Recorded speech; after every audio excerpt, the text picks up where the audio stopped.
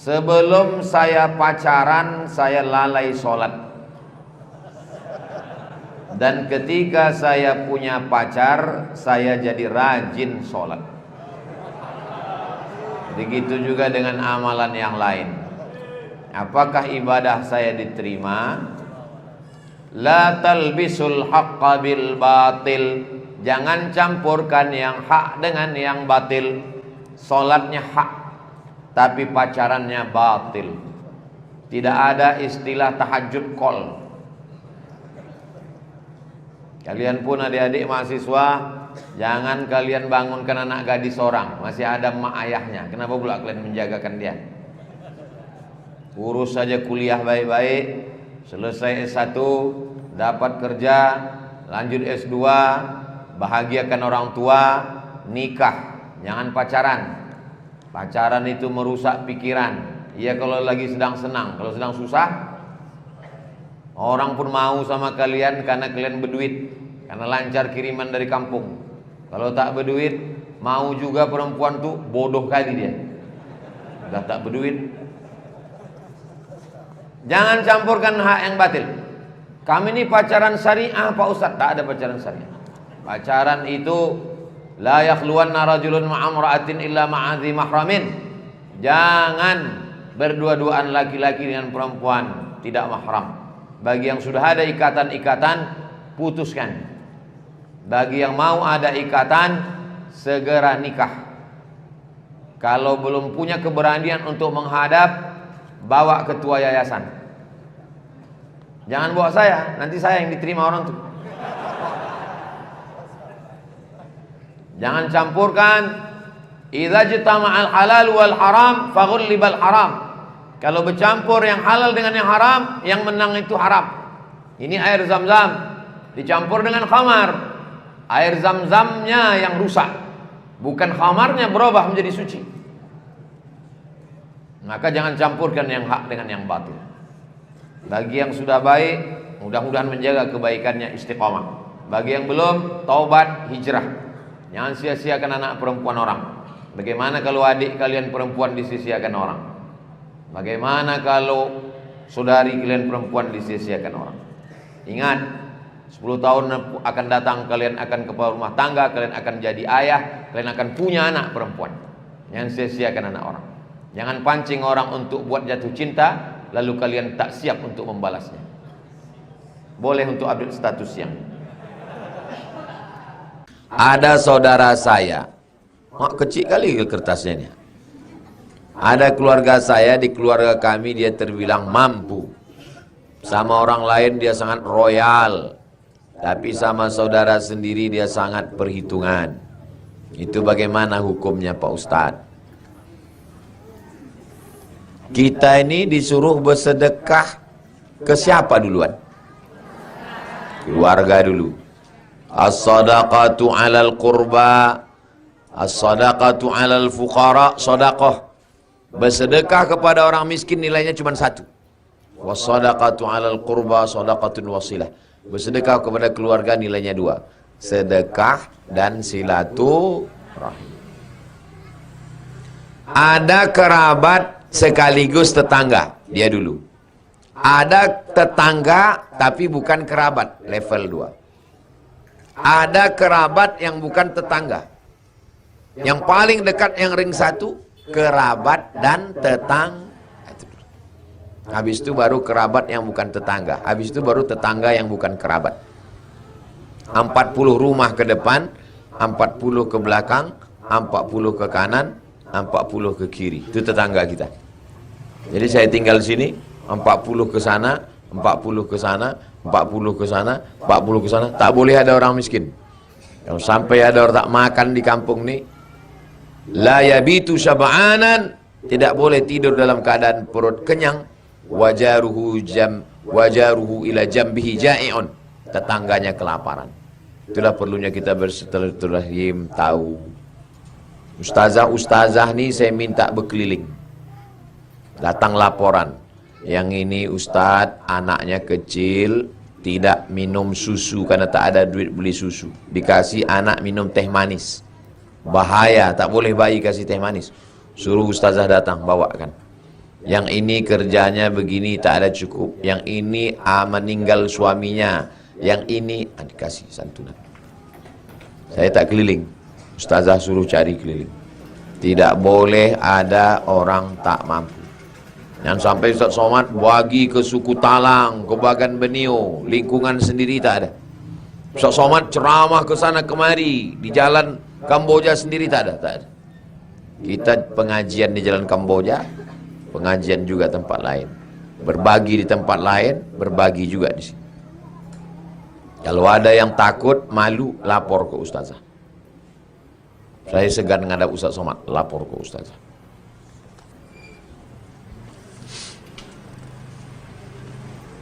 Kedua orang tua sudah meninggal. Kebetulan almarhum ayah PNS. Jadi saya dapat pensiunan. Apakah saya wajib mengeluarkan zakat mal? Kalau seorang ayah meninggal, keluar pensiunnya, siapakah yang berhak menerimanya? Yang pertama istri 1/8 kalau ada anak. Yang kedua anak laki-laki 2 kali bagian anak perempuan. Sisanya anak perempuan. Tak boleh diambil satu anak, tak boleh diambil satu istri, karena itu terhitung warisan. Apakah saya mengeluarkan zakat? Ya. Ini dapat dari pensiun ayah, ini dapat dari kebun sawit, ini dapat dari hasil jualan, ini dari SPPD keluar kota, uang tunjang, uang sikut, uang sundul, uang tanduk. Gabungkan semua total, dihitung baru keluarkan zakat. Jangan yang dihitung cuma gaji aja. Ada orang gajinya 2 juta, tapi pendapatannya 20 juta, 2,5%. Kalau 1 juta 25.000. Kalau 10 juta 250.000. Kalau 100 juta 2,5 juta. Kalau 1 miliar 25 juta. Mudah-mudahan ibu semua pendapatannya setahun 1 miliar lebih. Amin. Keluarkan zakat 2,5 juta. Total semua. Sebenarnya mana kita belajar sebenarnya dan mana kita belajar adab. Tak jarang di luar sana banyak manusia sudah menempuh pendidikan tinggi tapi minim adab. Tak jarang juga para guru ngaji yang kadang tak pandai menjaga perasaan orang lain dalam ini menyindir saya nih.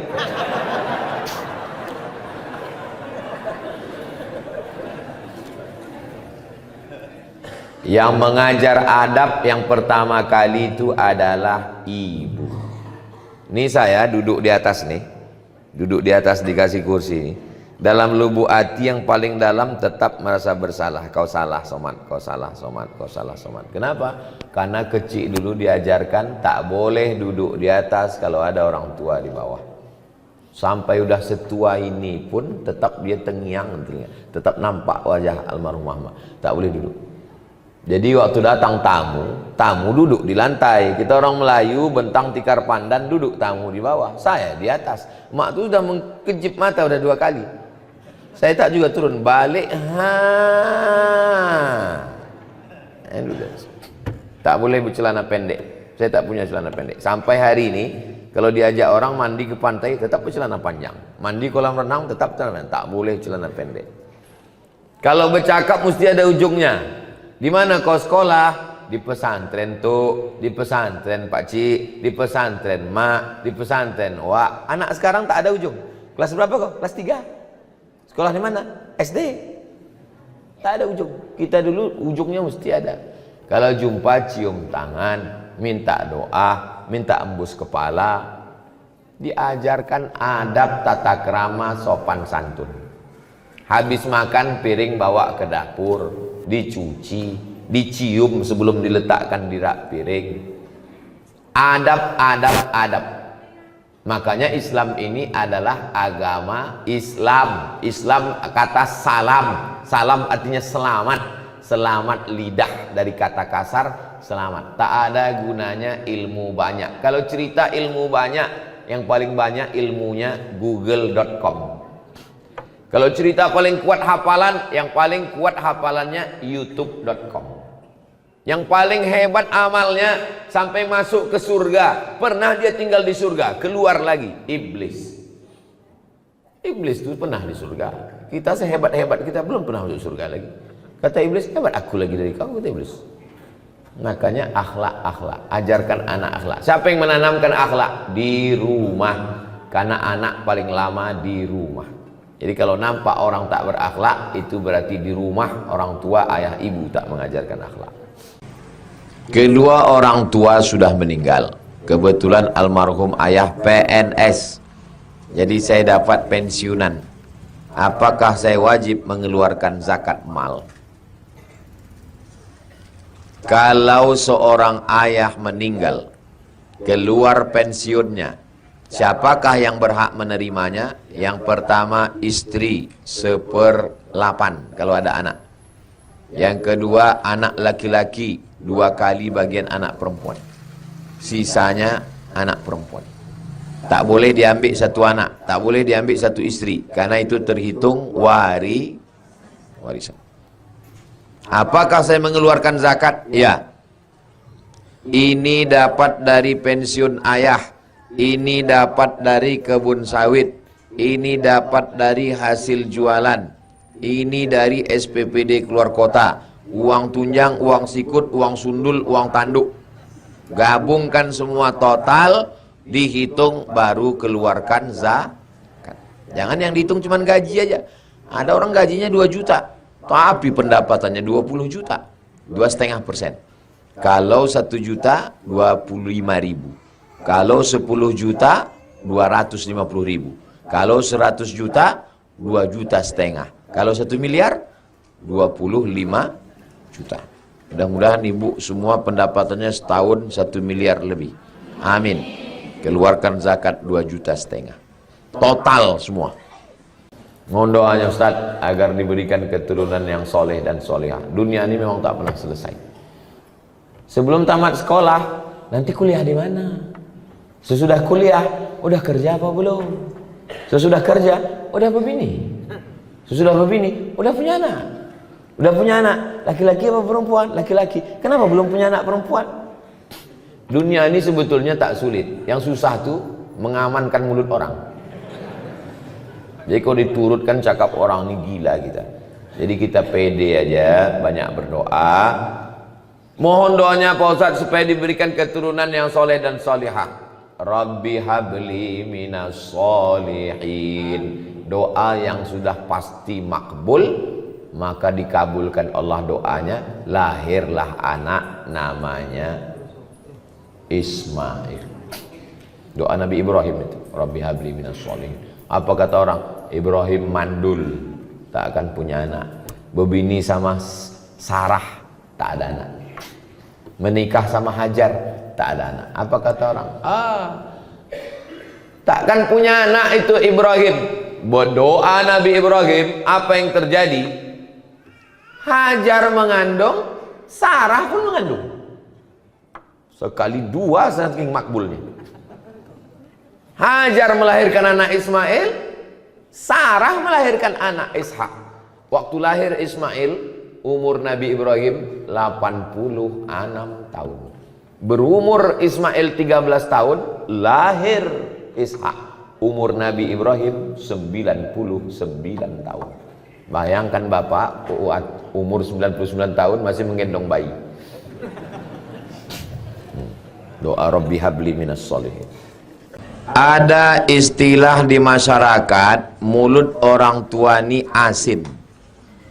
Apa yang disumpahnya terkabul.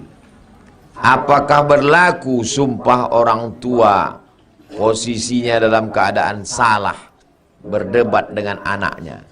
Anaknya ingin membenarkan tapi malah disumpahnya. Kusumpah kau jadi monyet, katanya. Apakah terkabul doa orang tua itu? Kalau niat anaknya itu baik, amar ma'ruf nahi mungkar, caranya baik, maka tak dikabulkan Allah. Karena Allah hanya mengabulkan yang baik-baik saja. Kalaupun dikabulkan Allah, ada hikmah di baliknya. Nah, itu dia. Kalaupun dikabulkan Allah, di baliknya ada hikmah. Mana contohnya Pak Ustadz? Cakap orang tua tak baik dikabulkan Allah. Ada laki-laki namanya Juraij. Siapa namanya? Juraij ini kerjanya beribadah aja. Makanan diantar, pakaian diantar, tak pernah dia keluar. Datang emaknya memanggil, "Ya Juraij," dia diam tak menyaut. "Ya Juraij," dia diam tak menyaut. Panggil ketiga kali, "Ya Juraij," dia diam tak menyaut. Apa kata emaknya? "Allahumma la tumithu hatta turihi wujuhal mumisat." Jangan matikan Juraij sebelum biji matanya menengok wanita tuna susila. Kira-kira cakapnya ini baik apa tak baik? Jangan matikan Juraij sebelum biji matanya menengok wanita tuna susila.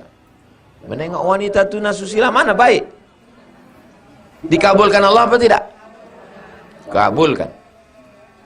Datanglah perempuan hamil. Siapa yang menghamili kamu? Kata dia, yang menghamili aku Juraij. Tapi sebetulnya ada hikmah di balik itu. Allah mau kasih tahu bahwa orang berbakti pada orang tua, ahli ibadah, doanya tetap makbul. Begitu anak itu lahir, ditusuk Juraij perut. Siapa bapakmu? Anak itu menjawab, Ra'il ghanam. Ra'il ghanam. Bapak saya pengembala kambing. Selamat dia, tapi tetap juga terkabul doa. Nah, jadi tidak mungkin Allah mengabulkan yang buruk. Kalaupun terkabul, ada hikmah. Ibu jangan cakapkan yang buruk-buruk ke anak. Jangan manggil anak, anak hantu. Untung anak itu tak pandai menjawab. Kalau dia pandai, ya mama hantu, katanya. Panggillah dia yang baik-baik. Penghafal Quran. Anak soleh. Penghuni surga. Itu adalah doa. Panggilan adalah doa. Apakah godaan dan cobaan sebelum menikah maupun mana? Apa pertanyaannya? Apakah godaan dan cobaan sebelum menikah? Sebelum menikah menengok anak gadis orang. Kalau udah menikah menengok bini orang. Banyak orang-orang yang berselingkuh, waktu ditanya, "Kenapa kau berselingkuh?" Apa jawaban dia? Lebih berselera menengok bini orang daripada bini sendiri. Ini penyakit ini. Ini penyakit psikologis. Itulah kenapa perempuan disuruh menutup wajahnya. Jangan ejek perempuan bercadar. Kenapa? Karena bercadar itu sunnah. Tapi yang tak bercadar pun tidak apa-apa, bukan berarti dosa haram. Karena kalau bercadar wajib, berarti tak bercadar haram. Bercadar, yang mau bercadar silakan. Yang tak mau bercadar, ya tak apa-apa. Tapi jangan bersolek berlebih-lebihan di muka laki orang. Ini banyak orang bersolek ini kan untuk laki orang. Untuk laki dia macam hantu. Apakah godaan setelah menikah? Kalau engkau jumpa perempuan di tepi jalan, engkau tertarik melihat dia, pulanglah ke rumah. Pesan Sayyidina Ali. Kalau kau nampak perempuan di tepi jalan, tertarik melihat dia, pulanglah ke rumah. Karena apa yang ada pada perempuan itu ada juga di rumah. Baiti jannati, surgaku, rumahku adalah surgaku. Bidadari surga yang dikirim Allah Subhanahu wa taala. Faman lam yastati' man istata'a minkumul ba'ata falyatazawwaj. Siapa di antara kalian yang sudah sanggup menikah, menikahlah. Fa innahu aghaddu lil basar. Menikah itu menjaga pandangan. Wa ahsanu lil farj, menjaga kemaluan. Faman lam yastati', kalau tak sanggup menikah, fa alaihi bisawm, banyak puasa sunat. Fa innahu lahu wija, karena itu obat. Karena kalau makan, apalagi Pulau Kundur makanannya enak, makan sotong, makan cumi, makan kepiting, makan udang, libido seksual naik. Tapi kalau dia puasa sunat, tak ada bebini, banyak puasa sunat. Cantik pun perempuan itu tak nampak. Bro, ada cewek cantik, tak nampak, aku udah mau mati sudah. Maka suruh puasa. Ibu-ibu, bapak-bapak, anak yang sudah akil balik, kewajiban kita sebagai orang tua ini 3. Pertama, ayyusammihi bi ismi khairin, kasih nama yang bagus-bagus. Yang kedua, ayyu'allamahul kitaba idza aqala, ajarkan baca kitab, masukkan sekolah. Yang ketiga, ayyuzawwijahu, nikahkan dengan orang baik-baik. Kau udah sekolah nak, kau mau kunikahkan, ada nampak perempuan yang baik, kalau ada kami pinangkan, kalau tak ada udah kami siapkan. Nah, nikahkan dengan perempuan baik-baik, jaga kehormatannya. Yang perempuan pun juga nikahkan dengan laki-laki yang baik-baik. Mudah-mudahan anak bapak ibu dapat jodoh yang soleh solihah.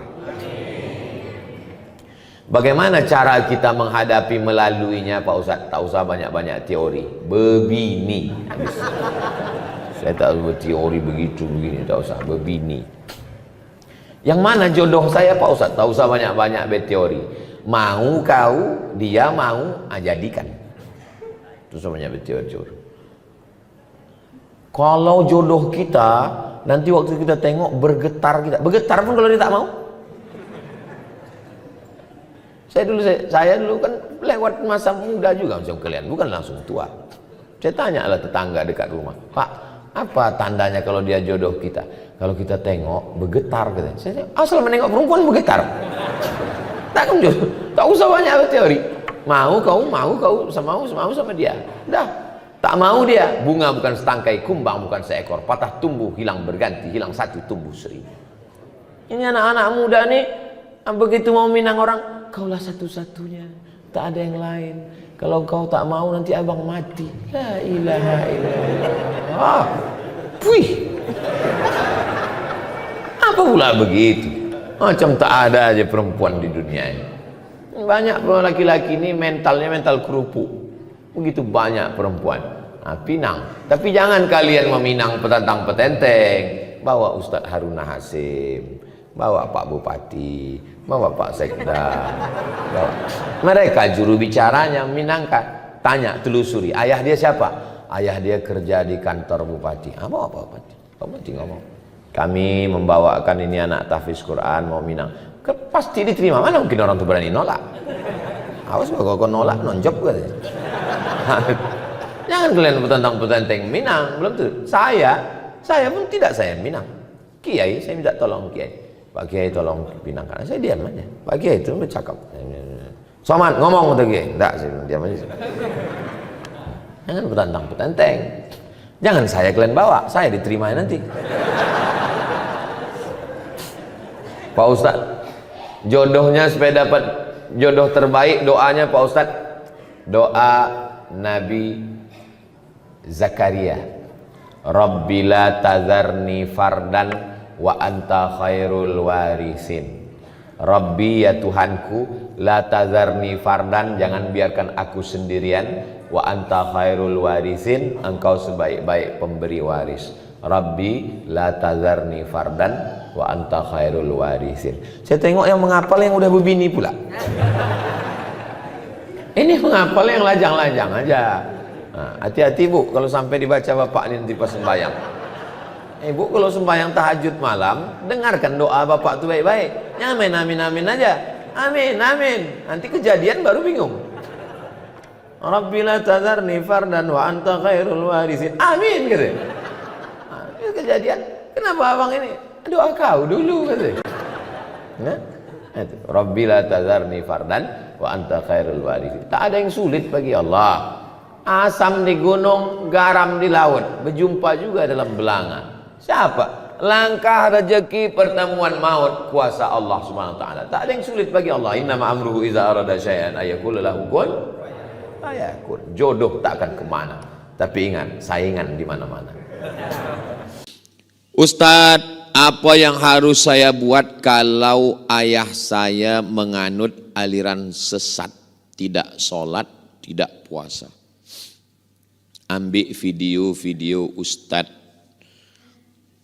Somad boleh, Buya Yahya boleh, Datuk Mufti, ulama-ulama kita boleh, Ustadz Azhar Idrus, siapa ya? Kirim pada dia.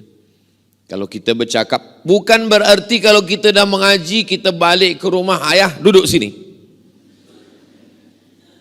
Saya Ustadz, tapi di hadapan ibu saya ini tetaplah budak kecil yang baru pandai berjalan.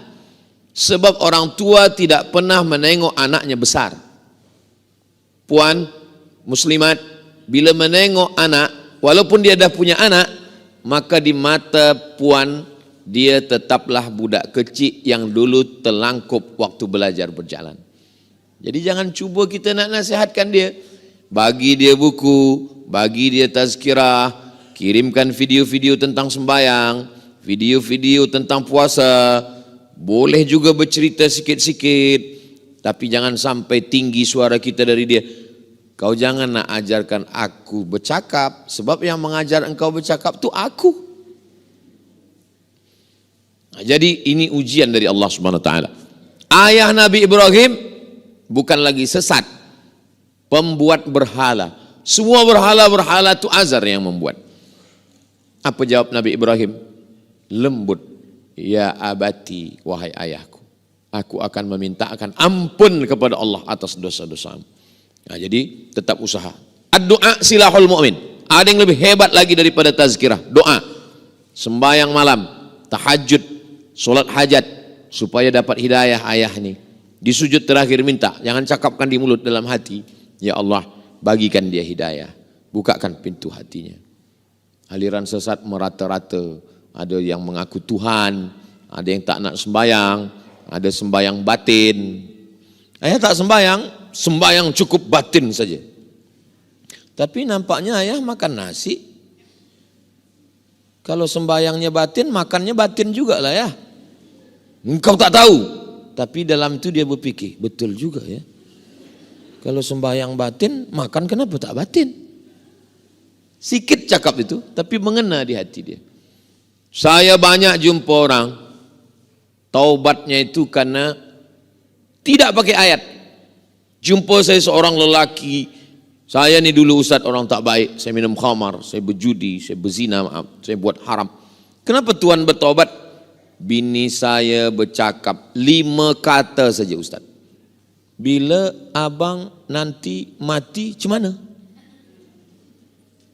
Lama saya menung. Saya tazkirah 1 jam belum tentu masuk ke hati orang. Dia cakap cuma 5. Bila abang nanti mati, macam mana? Sampai pukul 2 malam saya terfikir, ustaz, macam mana kalau aku mati? Akhirnya saya bertobat ustaz.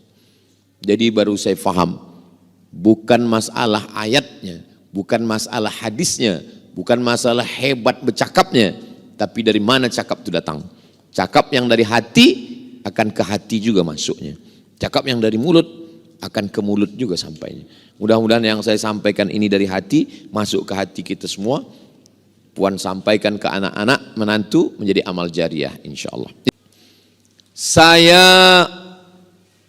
satu-satunya anak perempuan kepada ayah saya. Saya kurang kasih sayang dari seorang bapa. Sampai besar pun saya tidak berapa suka. Macam bercakap sama dia pun tak suka. Apakah ubat bagi penyakit ini? Balik dari sini, belikan makanan yang apa dia suka. Belikan kain yang paling elok. Belikan kupiah, topi. Apa dia suka? Dia suka cincin, belikan dia cincin. Belikan dia kasut, belikan dia selipar. Bagi dia hadiah. Karena memberi hadiah itu menghilangkan penyakit hati. Sambung silaturahim. Walladzina jahadu fina, orang yang bermujahadah melawan marahnya, melawan dendamnya, lanahdiyannahum subulana, kami akan berikan. Ini bagian dari ujian hidup. Ada orang diuji kesehatan, ada orang diuji istri, ada diuji anak. Kebetulan diuji tentang seorang ayah. Adakah Nabi yang diuji ayah? Ada. Ibrahim alaihissalam. Nama ayahnya Azar. Kata Azar, la illam tantahi, kalau kau tak berhenti menasehati aku, la arjumannaka, aku lempar kau pakai batu sampai mati. Wahjurni maliya, tinggalkan aku, pergi jauh sana. Apa jawab Nabi Ibrahim? Salamun alaika, keselamatan untukmu wahai ayahku. Sa'astaghfiru laka rabbi, aku akan memintakan ampun kepada Allah atas dosa-dosamu. Innahu kana bi hafiyya, Allah itu sayang kepada aku dan mengabulkan doaku. Apa balasan Allah kepada Nabi Ibrahim? Allah balas Nabi Ibrahim, anaknya soleh bernama Ismail. Macam mana kesolehan Ismail? Nabi Ibrahim bawa pisau. Ya bunayya, wahai anakku, inni ara fil manam, malam tadi aku mimpi, anni azbahuka, aku menyembelih lehermu. Fanzur madza tara, apa pendapatmu? Apa jawab Ismail? Ya abati, wahai ayah, if'al ma tu'mar, laksanakan perintah Allah, sembelihlah leherku. Satajiduni insyaallah minas sabirin, aku insyaallah sabar. Balasan orang yang berbakti kepada ayah ibu, Allah bagikan anak-anak yang soleh dan solehah. Nah, jadi, tapi orang tua ini tak satu dua jamaah mengadu ke saya tentang ibunya, tentang bapaknya. Malam semalam, 2 malam yang lampau. Malam tadi saya di Brunei, malam sebelumnya. Macam mana saya menghadapi orang tua saya, Ustaz? Begini. Orang tua macam Quran buruk. Dibaca tak terbaca, titik badah 3 dimakan rayap. Dibuang berdosa. Orang tua macam Quran buruk. Dibaca tak terbaca, dibuang berdosa. Jadi macam mana? Jaga-jagalah sampai hilang sendiri. Saya tahu betul macam mana dengan orang tua. Sebab saya dengan almarhumah mak saya balik dari Maghribi 2008 sampai dia meninggal bulan Rajab. Ini kebetulan sekarang 11 Rajab 2019. 11 tahun saya serumah. Tahu saya macam mana dengan orang tua.